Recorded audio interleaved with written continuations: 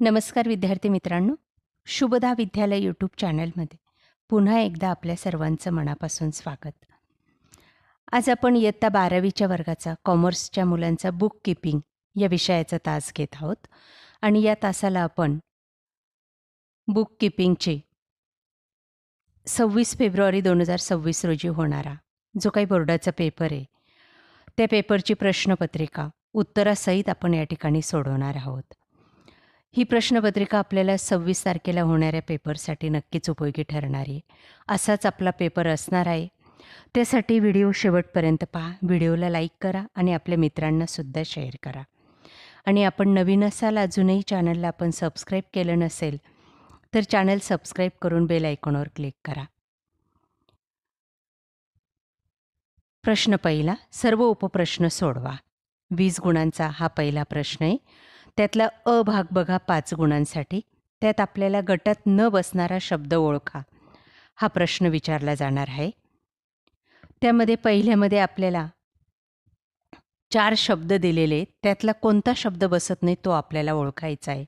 तो शब्द आहे समभाग पहिल्याचा.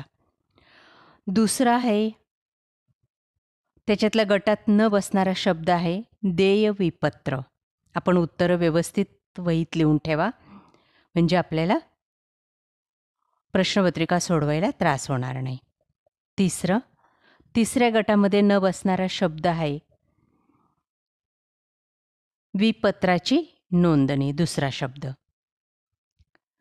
चौथ्या गटामध्ये गटात न बसणारा शब्द आहे शेवटचा किरकोळ प्राप्ती. आणि 5व्या गटातला गटात न बसणारा शब्द आहे तिसरा शब्द गुंतवणूक. या पद्धतीने आपण 5 गुण मिळवायचे आहेत. त्यानंतर ब भागामध्ये आपण दिलेल्या विधानाशी सहमत आहात की नाही ते सांगायचं आहे. 5 गुणांचा हा प्रश्न आहे. बघा पहिलं वाक्य, नफा न कमविणाऱ्या संस्था ताळेबंद तयार करीत नाहीत. या विधानाशी आपण असहमत आहोत. दुसरं, चालू खाते नेहमी नावे बाकी दर्शवते. उत्तर आहे असहमत. 3, विनिमय विपत्र म्हणजे सशर्त आज्ञा होय. तिसरं विधानाशी आपण असहमत आहोत. 4, निवृत्त भागीदाराला राखीव निधी आणि संचित नफ्यात हिस्सा मिळतो. या विधानाशी आपण सहमत आहोत. 5, विसर्जनाच्या वेळी रोख किंवा बँक खाते आपोआप बंद होते. या विधानाशी आपण सहमत आहोत. म्हणजेच पहिली 3 विधानं असहमत आणि चौथं आणि 5वं सहमत लिहिलं तर आपल्याला 5 गुण मिळतील. त्यानंतर पुढचं बघा, क भाग, योग्य पर्यायाची निवड करायची. 5 गाळलेल्या जागा दिलेल्या आहेत आपल्याला 5 गुणांसाठी आणि त्यातला अचूक पर्याय आपल्याला निवडायचा आहे. बघा पहिलं विधान, संस्था विसर्जनाच्या वेळी संपत्ती आणि देयता क पर्याय रोखीकरण खात्याला स्थानांतरित होतात. दुसरं, भागीदारी करारात उल्लेख नसेल तर भागीदारांच्या कर्जावर 6% दराने व्याज देय असेल. तिसरं, जर भागीदाराने एखादी संपत्ती ठेवून घेतली असेल तर भांडवल खाते नावे होते. ब पर्याय. त्यानंतर चौथं, निवृत्त भागीदाराला द्यावयाची राशी रोख दिली नसल्यास भांडवल खात्याची शिल्लक त्याच्या कर्ज खात्याला स्थानांतरित करतात. अ पर्याय. 5वं, उत्पन्न खर्च खाते हे नामधारी खाते आहे. ड पर्याय बरोबर आहे. अशा पद्धतीने आपण 5ही पर्याय लिहायचे. पहिल्याचं क, दुसऱ्याचं ब, तिसऱ्याचं ब, चौथ्याचं अ आणि 5व्याचं ड. त्यानंतर ड भाग बघा, एक शब्दसमूह किंवा संज्ञा द्या दिलेल्या वाक्याला. बघा पहिलं विधान, टॅली ही संगणक प्रणाली या प्रकारात मोडते. त्याचं उत्तर आहे लेखांकन सॉफ्टवेअर. दुसरं, भागीदारांमधील लिखित असलेला करार. उत्तर आहे भागीदारी करार. 3, अशी संपत्ती जिथे सहजपणे रोखीत रूपांतर होते. त्याचं उत्तर आहे चल संपत्ती. त्यानंतर चौथं, मृत भागीदाराचे प्रतिनिधित्व करणारी. पुनर्मूल्यांकन नाही, कायदेशीर वारस त्याचं चौथ्याचं. 5वं, उत्पन्न खर्च खात्यांची नावे. उत्तर आहे तूट. त्यानंतर प्रश्न दुसरा, 10 गुणांसाठी आपल्याला हे उदाहरण सोडवायचं आहे.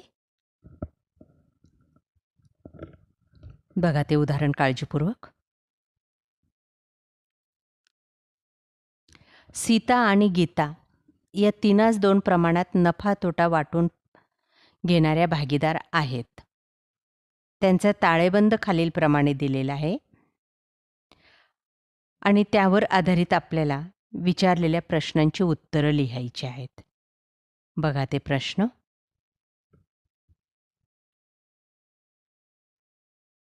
यांची उत्तरं आपल्याला हवी असतील तर आपल्या चॅनलची प्लेलिस्ट पहा,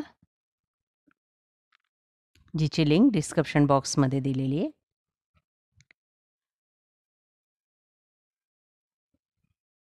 त्यानंतर किंवाला पुढचा प्रश्न आहे, शिवशक्ती ट्रेडर्स मुंबई यांचा ताळेबंद खालीलप्रमाणे आहे.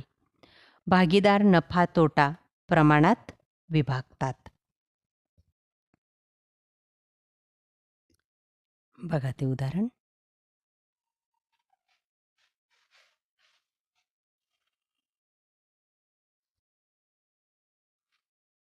त्यानंतर पुढचं प्रश्न तिसरा, लाल, बाल आणि पाल हे भागीदार असून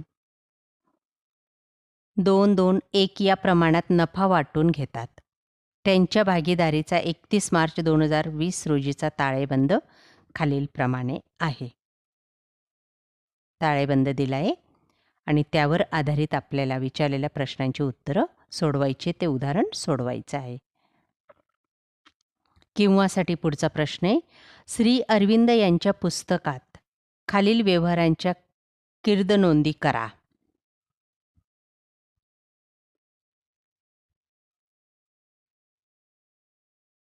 त्यानंतर प्रश्न चौथा, मोहिनी कंपनी लिमिटेडने प्रत्येकी ₹100चे 25,000 समभाग विक्रीस काढले. त्यावर खालीलप्रमाणे प्रतिभाग देय आहे. तर त्या पुस्तकात रोज कीर्द नोंद करा. किंवाला 5वा प्रश्न आहे, संगणकीय लेखांकन प्रणालीची वैशिष्ट्ये लिहा. 5वा प्रश्न, सुरेश, नरेश आणि परेश हे भागीदार समान प्रमाणात नफा तोटा विभागून घेतात. त्यांच्या भागीदारीचा 31 मार्च 2019 रोजीचा ताळेबंद खालीलप्रमाणे होता. 8 गुणांसाठी हे उदाहरण आहे. पुढचा प्रश्न किंवासाठी दिले बघा, खाली दिलेल्या व्यापार आणि नफा तोटा खात्याचे हुबे उत्पन्न विवरण तयार करा.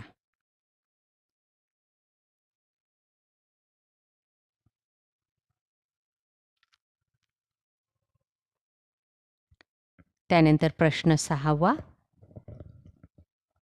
1 एप्रिल 2019 रोजी डॉक्टर अनिश कोरगावकर यांनी वैद्यकीय व्यवसाय सुरुवात केली. त्यांचे 31 मार्च 2020 रोजी संपणाऱ्या वर्षाचे प्राप्तिशोधन खाते आणि समायोजन खाली दिलेल्या आहेत.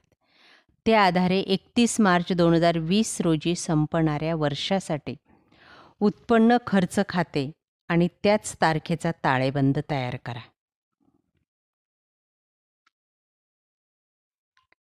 त्यानंतर प्रश्न 7वा, मामा आणि काका समान प्रमाणात नफा तोटा वाटून घेणारे भागीदार आहेत. खालील परीक्षा सूची आणि समायोजनाच्या आधारे 31 मार्च 2019 रोजी संपणाऱ्या वर्षाकरिता नफा तोटा खाते आणि त्याच तारखेचा ताळेबंद तयार करा. 12 गुणांसाठी हा 7वा प्रश्न आहे. परीक्षा सूची दिली आहे खाली आणि समायोजनावर आधारित काही माहिती दिलेली, त्यावर आधारित आपल्याला हे उदाहरण सॉल्व करायचं आहे. अशा प्रकारे विद्यार्थी मित्रांनो, आज आपण इयत्ता 12वीची बुक कीपिंग या विषयाची बोर्ड प्रश्नपत्रिका आपण चालू वर्षासाठी उत्तरासहित सोडवलेली. आपल्याला ही प्रश्नपत्रिका नक्कीच उपयोगी ठरणार आहे. मित्रांनो, यासारख्या इतर विषयांच्या प्रश्नपत्रिका पाहण्यासाठी आपल्या चॅनलला सबस्क्राईब करून बेल आयकॉनवर क्लिक करा आणि यानंतर आपल्याला कोणत्या विषयाची प्रश्नपत्रिका हवी ते सुद्धा कमेंट करून नक्की सांगा. थँक्यू.